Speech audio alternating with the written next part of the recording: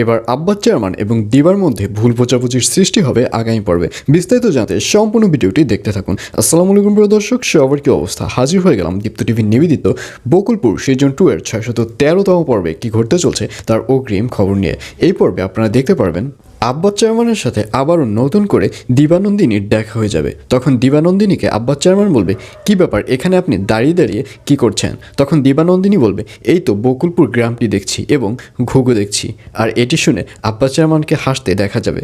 তখন দিবানন্দিনী আব্বাস চেয়ারম্যানের সাথে বন্ধু সাজার ট্রাই করবে এবং দিবানন্দিনী বলবে, আপনি আবার বলবেন না যে ঘুঘু দেখেছো, ঘুঘুর ফাঁদ দেখোনি। আর এটি শুনে আরও বেশি হাসতে দেখা যাবে আব্বাস চেয়ারম্যানকে। আব্বাস চেয়ারম্যান বলবে, আপনি নিজেই তো ঘুঘু হয়ে এই বকুলপুরে এসেছেন। আর এই কথা শুনে দিবানন্দিনী বলবে, কি আপনি কি কিছু বলছেন? তখন আব্বাস চেয়ারম্যান বলবে, না না, আমি সেরকম কিছু বলিনি।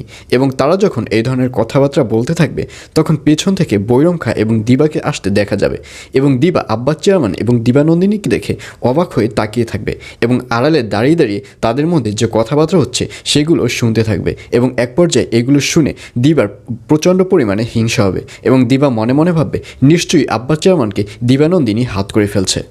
আর অন্যদিকে নিগার আর চুপ করে থাকবে না। নিগার চিন্তা করবে, আমার বাবার অবস্থা আজকে এরকম, এর জন্য মুসলিম সরকার এবং মুসলিম সরকারের ওয়াইফ দায়ী।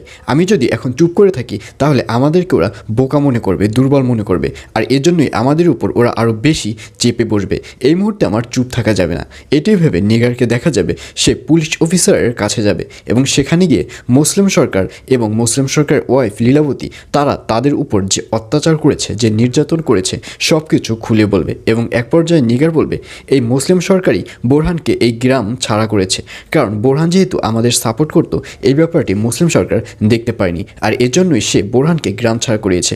এবং মনসু যখন আমাদের হয়ে সাপোর্ট করেছে, মনসু যখন এই কোর্টে এসে সাক্ষী দিতে চেয়েছিল যে আমার বাবাকে ওরা কিডন্যাপ করেছে, ঠিক তখনই মনসুকে এমন ভয় দিয়েছে যার কারণে মনসু এখন এই গ্রাম ছাড়া হয়ে গেছে। মনসুকে এই গ্রামে দেখা যাচ্ছে না। আমি এর সঠিক বিচার চাই, আমি এর ন্যায্য বিচার চাই, এইসব কথা বলতে দেখা যাবে নিগারকে। আর এছাড়াও থাকবে আরও আশ্চর্য সকল ঘটনা। সুতরাং সবাইকে বকুলপুর সিজন 2 এর আগামী পর্ব দেখার আমন্ত্রণ রইল।